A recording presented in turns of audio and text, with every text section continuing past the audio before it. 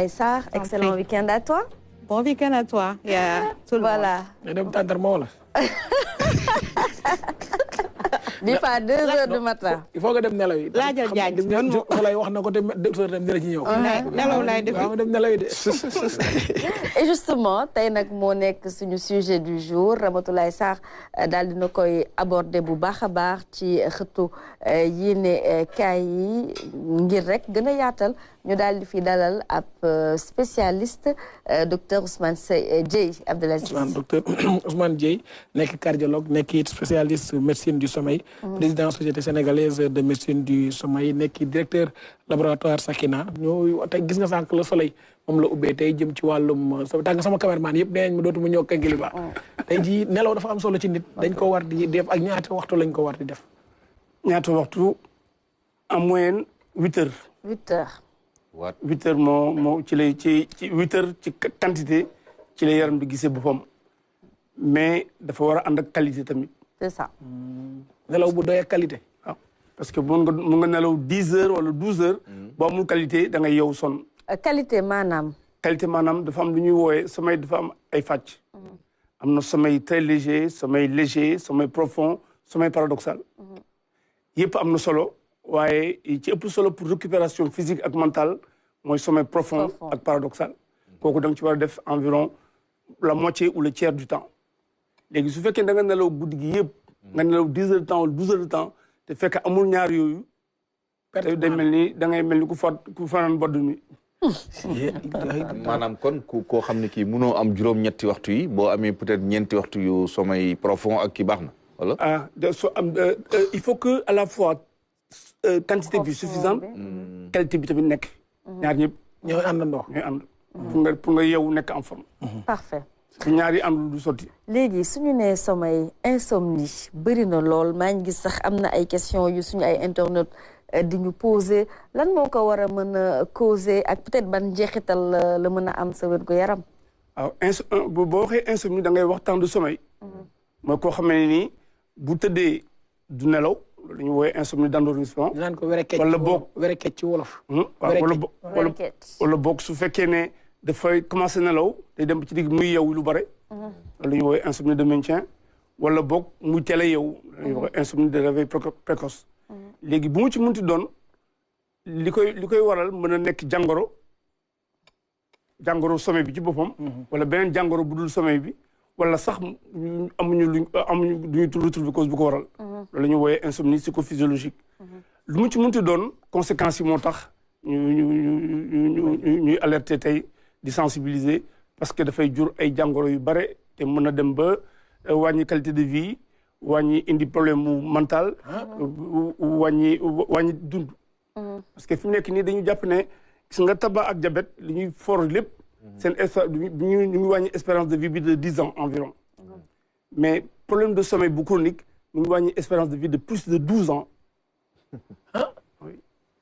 docteur est-ce que yéen parfois nekkul lu ñu tiital parce que man je me demande est-ce que yéen réellement yéen ñi nga xam ne sax yéen ay docteurs yi est-ce que vous faites 8 heures de sommeil parce que ñun suñu génération bi moi je suis sûr que il y a au moins plus de 10 ans j'ai pas fait 8 heures de sommeil par jour te bëri nañu est-ce que du tiital bi wala lan la est-ce que yéen sax réellement vous parvenez à le respecter parce que là il faut se coucher déjà avant peut-être 0 heure et se réveiller peut-être 8 heures ou 7 heures léegi loolu tamit lu am la on s'est rendu compte que gis nga ci temps yu njëkk ya sommeil ñu ngi calculé woon ci obscurité gis nga bu timis jotee rek nit ñi tëri nañu c'est ça loolu moo taxoon minuit tudd minuit milieu de la nuit donc soo tëddee 20 heures 4 heures fekk na nga am sa 8 heures bien sûr bu kii bi di jóg rek nga télé yeeg gadget yi amuloon mais léegi au fur et à mesure du développement et de ce qu'on appelle entre guillemets la civilisation avec les écrans et les ordinateurs et tout on s'est rendu compte qu'il y a ce qu'on appelle une privation beneen forme insomnie de privation volontaire de sommeil nit ñi léegi pour des contraintes professionnelles ou de loisirs ou d'autres dañuy wàññi seen durée de sommeil mais dañuy gis ne wàññi durée de sommeil boobu wàññi temps total de sommeil boobu dafa ànd ak dafa lënkaloog ay jàngoro yenn jàngoro day yëkkati tension bu yàggee day joxe diabète day joxe dépression de type 2 bopp yu métti waaw day jox c'est clair soo yeewoo sa bopp day soo manqué sommeil ni koy xamee mooy da ngay yeewu sommeil yi muy def ci nit bu ko def ci yow mooy lan doo nekk en forme doo pare liggéey c'est vrai da ngay tayal da ngay tayal fatigue yu bare ay trouble du sommeil moo ko joxe. énervement sax koo gis rek bëgg koo pes. da ngay anxieux da ngay irritable da ngay anxieux. gaaw mer et bu yàggee ba yàgg mën a indi ay problème est-ce que am na jeexatal ci parce que ñun xale yi nga xam ne tey ñoo ne ci école yi. man damaa jàpp ne xale yi parce que duñ nelaw. est-ce que attention bi ñu soxla pour mën a jël yenn affaires yi. je pense que baaxul yéen war ngeen ci xam dara loolu est-ce que mi amul jafe-jafe loolu am na problème de. gis nga xale dafa mooy période maturation cérébrale. su fekkee ne nelawu xale doyul mooy waral échec scolaire yu bare parce que sommeil tamit ci lay processus de mémorisation. ak processus d'apprentissage yi di mettre en place. loolu su fekkee ne da nga am trouble du sommeil xale bi dafa am trouble du sommeil nelaw bu doy yooyu day am et mën a dem ba yàq avenir am finalement yàq avenir am ci parce qu'à un certain moment dootul am concentration. dootul am concentration day am problème mémoire day am problème mu apprentissage. et donc ça explique beaucoup d'échecs scolaires chez les enfants. loolu tamit waajur yi war nañ ci bàyyi xel. di gérer seen doom yi par rapport ak écran yi. surtout ak par rapport ak discipline ci hygiène de sommeil. hygiène de sommeil nag am na solo trop moom la ñuy recommander ñëpp. mooy se coucher à heure régulière et se lever à heure régulière et fixe. ba pare nga matal 8 heures yi idéalement. c'est vrai il y a ce qu'on appelle les cours dormeurs ñoo xam ne nii bu ñu amee 5 heures 6 heures doy na leen parce que ci biir nañu def qualité de sommeil bu correct. mais la moyenne des gens. pour venir avec les statistiques mën naa aussi dañoo dem ba tàmmal ko seen bopp mais fekk na xëy na dañu dem sax ba tàmm ko peut-être. waaw chronique la quoi. sur le plan génétique nag am na un petit pourcentage de gens cours dormeurs. yoo xam ne nii lépp na xaj ci biir. danañ nelaw qualité bi na ci nekk. te quantité bi na leen doy. mais ñooñu c'est pour parler comme un mathématicien ça fait pas plus de 10% des gens.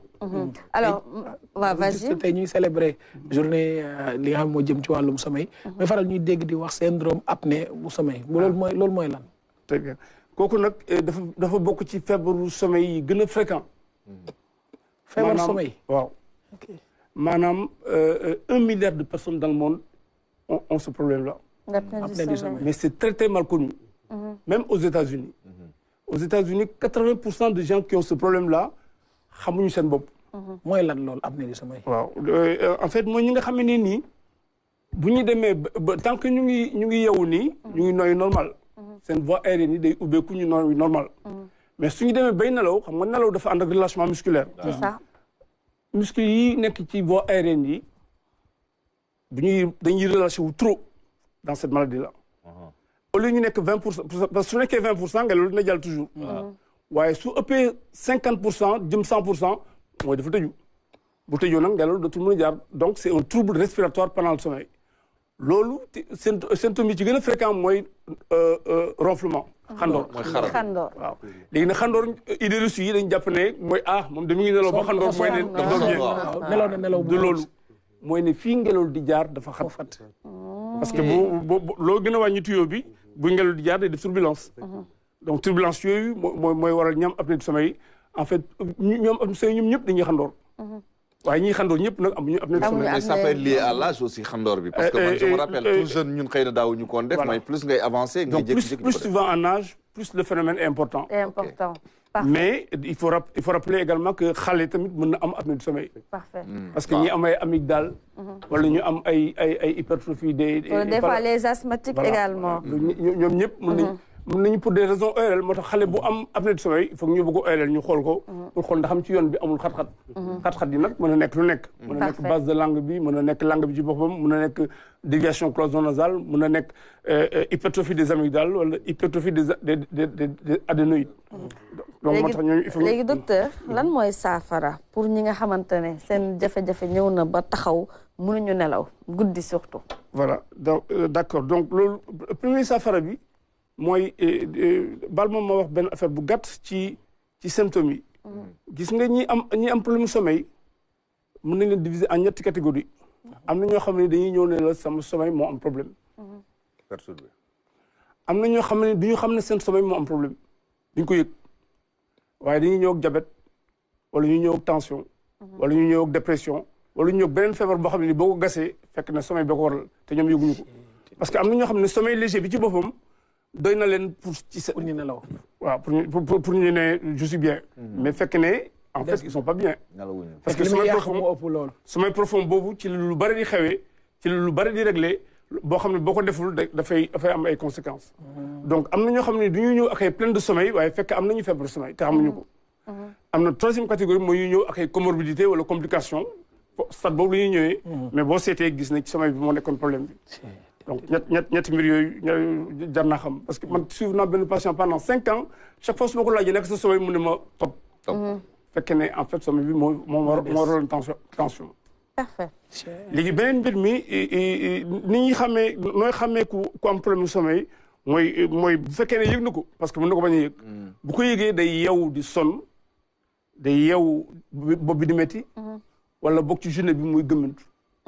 gëmmantu boobu nag problème bu rëy la ci société bi parce que mooy waral yenn saa yi parce que soo amee boru sommeil profond.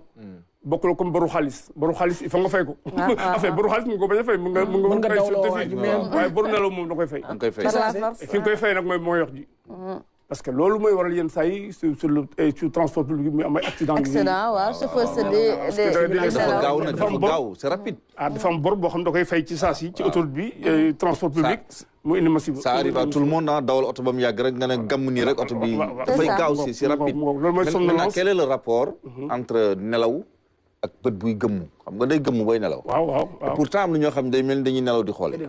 en fait mooy première phase du sommeil bi somnolence. en fait da ngay sa paupière day commencé wàcc da ngay en fait doo nekk.